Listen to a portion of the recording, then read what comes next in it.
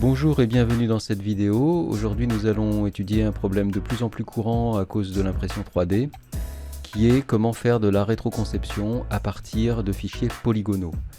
Alors pour ceux qui veulent plus d'informations sur les fichiers polygonaux, je vous conseille de lire ma vidéo Comment exporter sans peine, qui explique les divers types de technologies, les divers types de fichiers, et pourquoi il est si difficile de travailler avec un logiciel NURBS, donc un logiciel industriel précis, à partir de fichiers polygonaux. Alors, dans cette vidéo, je vais m'intéresser à faire du reverse engineering à partir d'un fichier DXF dans ZW3D. Eh bien, il n'y a rien de plus simple parce que ZW3D prévoit la rétroconception à l'importation. Par exemple, ici, je vais faire fichier importer. Je vais donc choisir ici un fichier DXF, donc un fichier polygonal.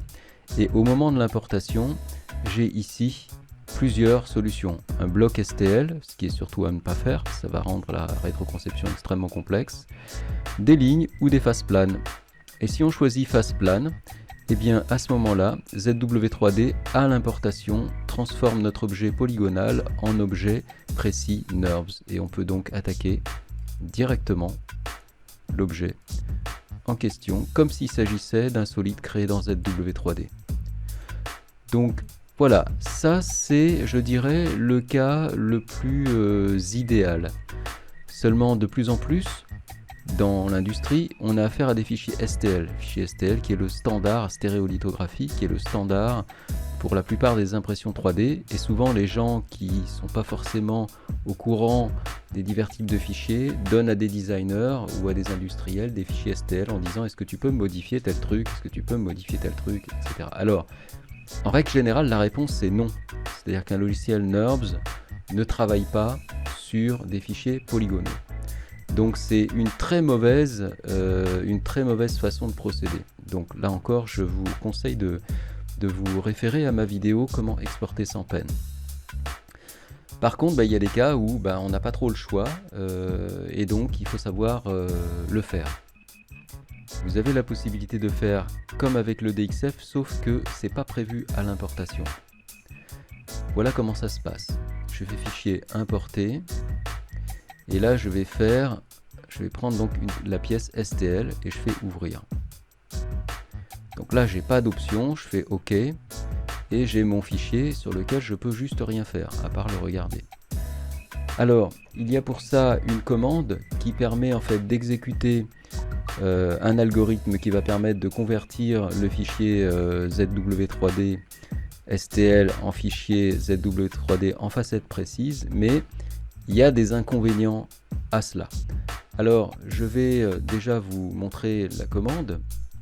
Donc vous allez ici dans cette invite, vous tapez point d'interrogation CD avec un C majuscule, STL avec un S majuscule, to face avec ici un F majuscule. Alors ça veut dire commande de transformer le STL avec des faces.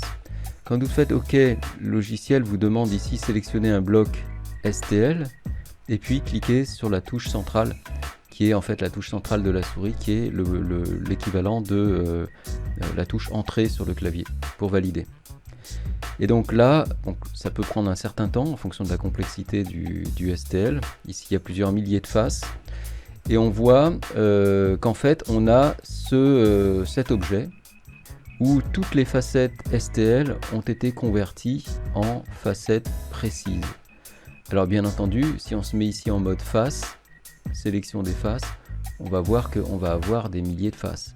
C'est pas forcément une bonne solution. Ce solide là, il est pas beau du tout, mais ça peut dépanner pour des petites modifications vraiment très légères. Par exemple ici, je vais venir sur cette face et puis je vais faire, mettons, un cercle. Voilà, que je vais mettre là. Et puis avec ce cercle là, ici, je vais venir faire un trou. La seule solution vraiment valable, c'est la rétroconception. Et nous verrons ça dans une prochaine vidéo. N'oubliez pas surtout de vous abonner à la chaîne pour ne rien manquer et de cliquer sur notification pour être prévenu quand je lance une nouvelle vidéo. Likez cette vidéo si vous l'aimez afin d'aider la chaîne à monter dans le rank de Google, ce qui permettra plus de visibilité et donc ça me permettra d'aider beaucoup plus de gens. À bientôt, au revoir.